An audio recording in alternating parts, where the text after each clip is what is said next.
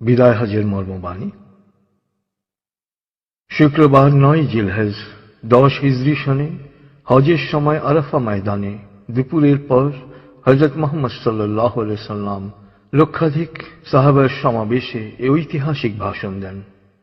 হামদ ও সানার পর তিনি বলেন, হে মানুষ, তোমরা আমার কথা শোনো। এরপর এই স্থানে তোমাদের সাথে আর একত্রিত হতে পারবো কিনা জানি না। হে মানুষ, আল্লাহ বলেন, হে মানব জাতি, তোমাদেরকে আমি এক পুরুষ ও এক নারী থেকে সৃষ্টি করেছি এবং তোমাদেরকে সমাজ ও গোত্রে ভাগ করে দিয়েছি যেন তোমরা পরস্পরের পরিচয় জানতে পারো।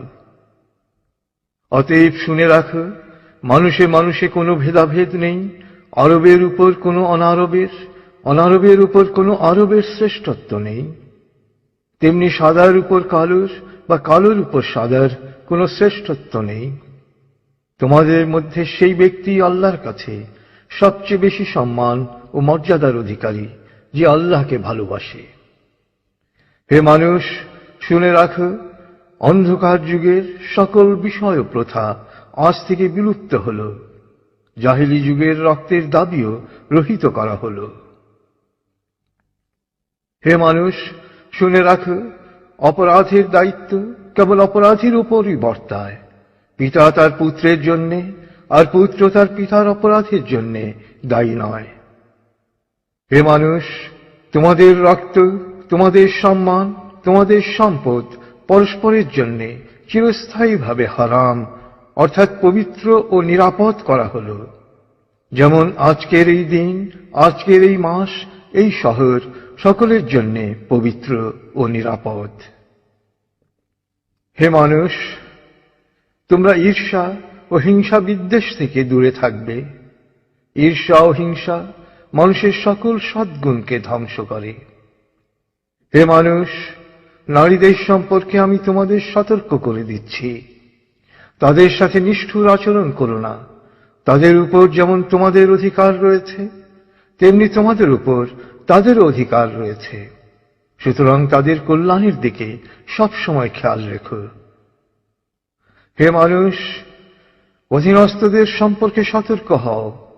তোমরা নিজেরা যা খাবে তাদেরও তা খাওয়াবে, নিজেরা যা পরবে তাদেরও তা পরাবে। শ্রমিকের শরীরের ঘাম শুকানোর আগেই তার মজুরি পরিশোধ করবে। হে মানুষ, বিশ্বাসী সেই ব্যক্তি যার হাত ও মুখ থেকে অন্যের সম্মান, ধন ও প্রাণ নিরাপদ।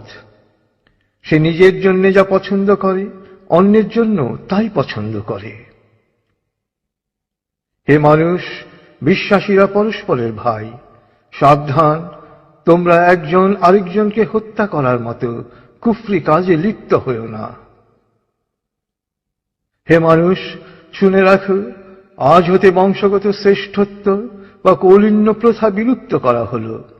কুলীন বা শ্রেষ্ঠ সেই যে বিশ্বাসী ও মানুষের উপকার করে।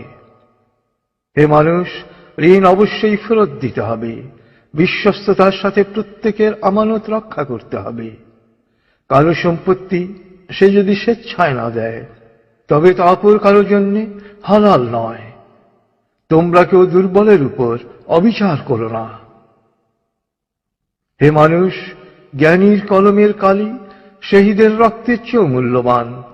জ্ঞান অর্জন প্রত্যেক নরনারীর জন্য ফরজ, কারণ জ্ঞান মানুষকে সঠিক পথ দেখায়। জ্ঞান অর্জনের জন্য প্রয়োজনে তোমরা চীনে যাও। হে মানুষ, তোমরা তোমাদের প্রভুর ইবাদত করবে, নামাজ কায়েম করবে, যাকাত আদায় করবে, রোজা রাখবে, হজ করবে আর সংঘবদ্ধভাবে নেতাকে অনুসরণ করবে। তাহলেই তোমরা জান্নাতে দাখিল হতে পারবে। হে মানুষ, শুনে রাখো, একজন কুশ্রী কদাকার ব্যক্তিও যদি তোমাদের নেতা মনোনীত হয়, যতদিন পর্যন্ত সে আল্লাহর কিতাব অনুসারে তোমাদের পরিচালিত করবে ততদিন পর্যন্ত তার আনুগত্য করা তোমাদের অবশ্য কর্তব্য।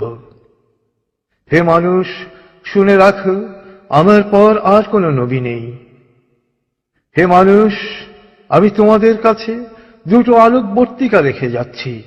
যতদিন তোমরা এই দুটো অনুসরণ করবে ততদিন তোমরা সত্য পথে থাকবে।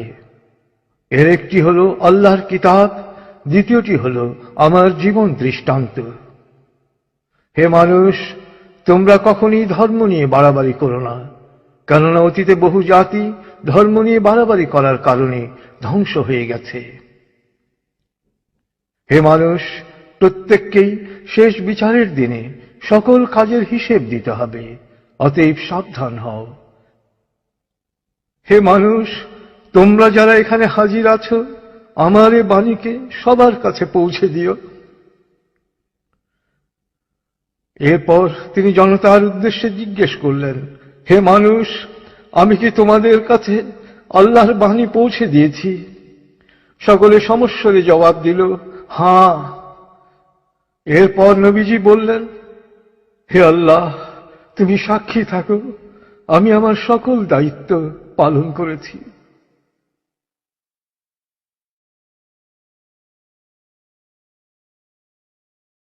রাসূলুল্লাহ সাল্লাল্লাহু আলাইহি সাল্লামের উম্মত হিসেবে আমাদেরও দায়িত্ব তার এই শেষ বাণী সবার কাছে পৌঁছে দেয়া।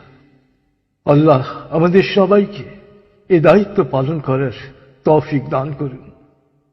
আমিন।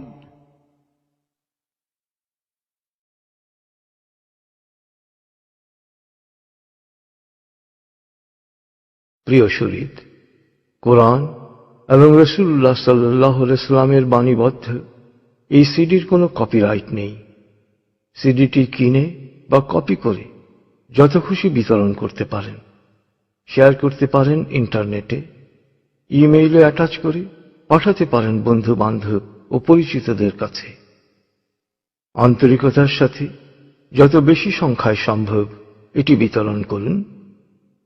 নবীজির অনুসারী হিসেবে আপনিও তখন বলতে পারবেন, হে আল্লাহ, আমিও আমার দায়িত্ব পালন করেছি।